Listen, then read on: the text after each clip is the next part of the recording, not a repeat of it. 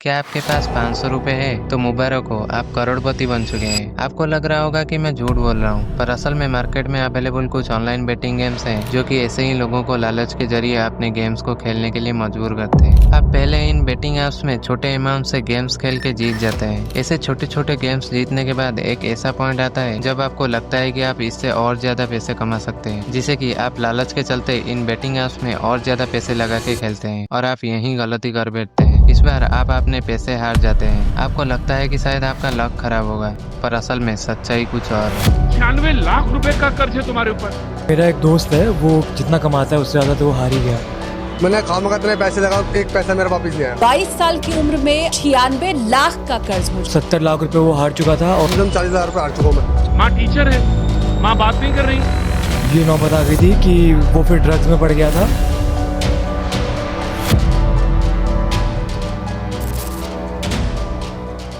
आज इंडिया की gaming industry 23,000 crore के आसपास है। आप चाहे किसी हॉस्टल रूम में चले जाओ या मेट्रो में सफर कर लो, हर जगह कोई ना कोई या तो फ्री फायर खेल रहा होगा या ड्रीम 11 में अपनी टीम बना रहा होगा। फैंटेसी क्रिकेट, तीन पत्ती, रमी, पोकर, ये सब सिर्फ एक ऐप नहीं बल्कि एक ट्रेंड बन चुका है जिसको प्रमोट करने वाले बड़े बड़े सेलिब्रिटीज हैं, जिनके वजह से उनको फॉलो करने वाले इन ऐप्स पर आसानी से भरोसा कर लेते हैं, चाहे वो कोई कॉर्पोरेट नौकरी करने वाला हो या फिर कोई स्टूडेंट। और यही भरोसा एक खतरनाक सिलसिले की शुरुआत बन जाता है। इमेजिन कीजिए हॉस्टल का एक ग्रुप जहां 4 दोस्त बैठ के बात करते हैं। वहां एक दोस्त बोलता है, भाई कल के मैच में उस टीम के ऊपर 100 रुपए लगा, तेरे पैसे डबल हो जाएंगे। और दूसरी तरफ से एक ऑफिस से थका हुआ आदमी सोचता है कि सिर्फ 15 मिनट खेल लेता हूँ, इससे क्या ही फर्क पड़ेगा। लेकिन ये 15 मिनट का गेम कब 3 घंटे का बन जाता है और वो लगाए हुए 100 रुपए कब 10,000 के लॉस में बदल जाता है, ये कोई समझ ही नहीं पाता।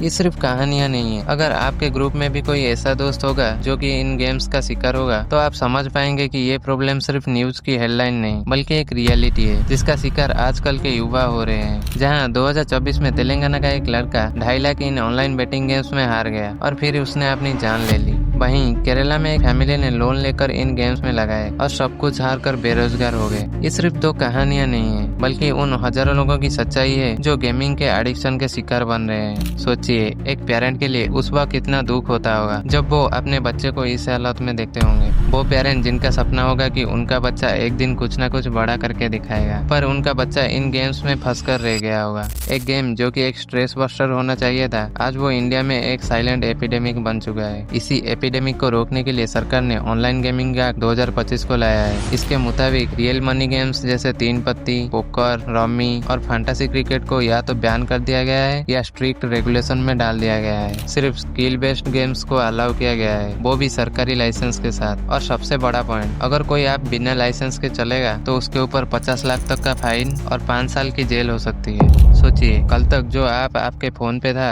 आज वो इलीगल हो गया। जो चीज कल तक एक एंटरटेनमेंट था आज एक जुर्म बन गया। लेकिन सवाल ये है, क्या ये लॉ वाकई में सही है? एक तरफ से देखा जाए तो इससे एडिक्शन कम होगा, पेरेंट्स की टेंशन कम होगी और शायद सुसाइड केसेस भी गिर जाएं। सरकार के हिसाब से ये एक पॉजिटिव स्टेप है। लेकिन दूसरे तरफ से सोचिए, करोड़ों की जॉब्स और स्टार्टअप्स इस इंडस्ट्री में लगे हुए हैं। इंडिया का गेमिंग मार्केट ग्लोबल लेवल पे कम्पीट कर रहा था और अब इसका फ्यूचर अनसर्टेनिटी में है। क्या हमारी फ्रीडम ऑफ चॉइस खत्म हो रही है? क्या सरकार हमें बताएगी कि हम अपने फोन पर क्या खेल सकते हैं और क्या नहीं? लेकिन असली सवाल ये है, क्या लोग इस बैन के बाद गेमिंग को वाकई में छोड़ देंगे या फिर इसका उल्टा है? पबजी बैन के वक्त की तरह VPNs और इलीगल ऐप्स का बाजार और ज्यादा गर्म हो जाएगा। मतलब सरकार चाहे जितनी कोशिश कर ले, लेकिन एक नशा जो यूथ की एडिक्शन बन चुका है, क्या वो सिर्फ एक नोटिफिकेशन से खत्म हो जाएगा?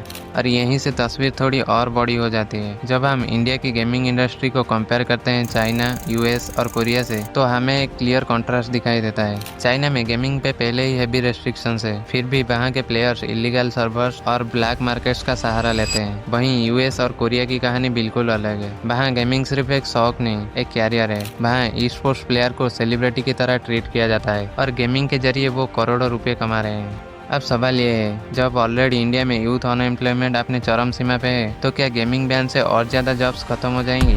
और एक एनालॉजी सोचिए, जब कुछ स्टेट्स ने शराब पे बैन लगाया था तो लोगों ने ब्लैक मार्केट से ज्यादा लेना शुरू कर दिया था। क्या यही हाल गेमिंग का भी होगा? हो सकता है आपके घर में कोई मेंबर ने ड्रीम 11 पे एक टीम बनाई हो, क्या अब वो एक चोर बन जाएगा?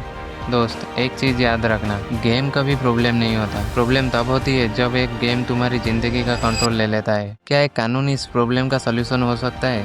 ये असली जिम्मेदारी हम सबकी है कि हम अपनी सोच सुधारें। ये लॉ हमें प्रोटेक्ट कर रहा है या कंट्रोल कर रहा है, इसका जवाब सिर्फ समय देगा। लेकिन सवाल अब भी वही है, एडिक्शन को रोकना इम्पोर्टेंट है या फ्रीडम को बचाना? कमेंट्स में अपनी अपनी सोच जरूर लिखें। मैं आपकी हर बात पढ़ता हूँ। और हाँ, अगर आपको लगता है कि ये वीडियो किसी और को देखनी चाहिए तो उसके साथ जरूर शेयर कीजिए, क्योंकि ये है सोच फैक्ट्री और यहाँ हर सोच का मतलब होता है।